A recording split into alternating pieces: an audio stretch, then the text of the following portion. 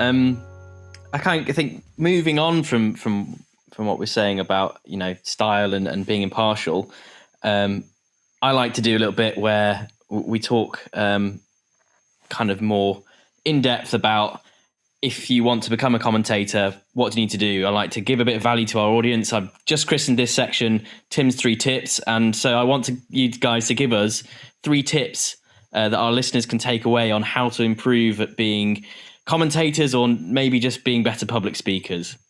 So Ian, why don't you kick us off?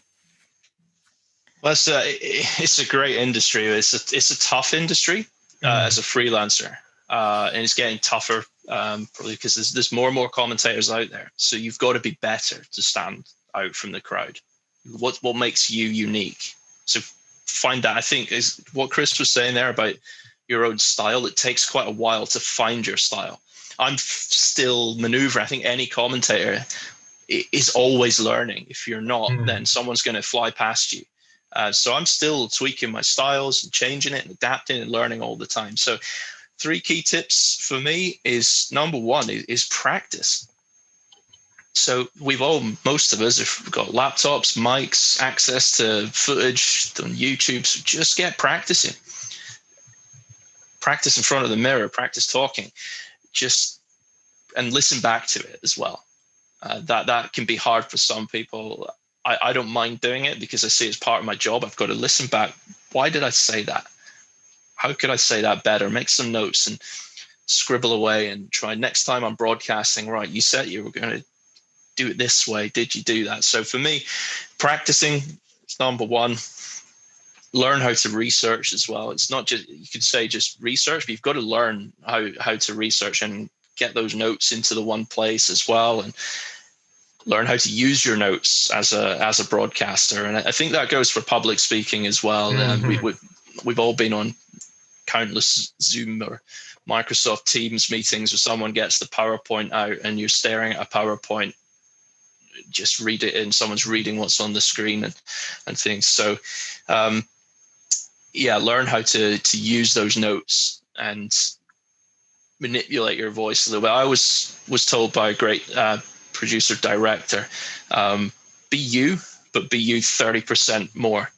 So if I'm talking now, if I'm wanting to broadcast, I'm emphasizing the words and really like great shot, and not just great shot there. It's learn how to do that, manipulate your voice. That comes from experience. If no one's hiring you yet, hire yourself and just practice it.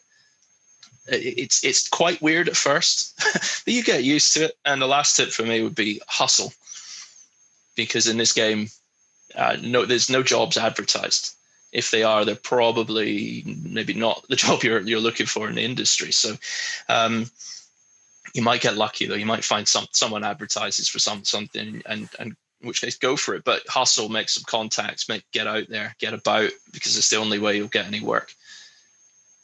I don't know if that was 3 or not, but again, commentators, broadcasters, we'll keep talking until someone pulls the plug. That was excellent. Honestly, I think my takeaway from that is, if you're British, just be more American in terms of your attitude. Be over the top, be prepared. So, I mean, is that completely wrong, Chris? It is, and I say not completely wrong. That'd be the wrong way to phrase it. But don't be something you're not. And I say that in terms of what Ian said, where you're 30% more of you. Yes, that's it. You need to turn up that energy and everything. Because even though I sound a little bit energetic right now, this is not my broadcasting self by any means. But I wouldn't say don't be American about it. And you can define American in whatever sense you want. Yes, we are louder. We are emphatic about everything. We do tend to emphasize things in a certain way. That doesn't always work. You have to be authentically yourself. And that is more important than trying to fit the mold of a broadcaster, Tim, is to be yourself. Because when I'm broadcasting, I am still myself.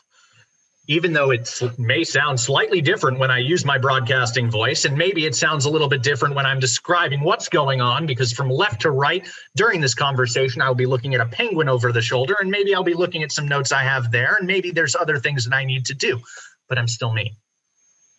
And that's the important part. You can turn it on and off, but you still need to be yourself. Because in that moment where I was doing that broadcaster voice, I'm not thinking, I'm looking, I'm speaking, I am trying to rely on that experience that I've built up over the years to guide me, not so much think of, oh, I need to be extra this, I need to be extra that.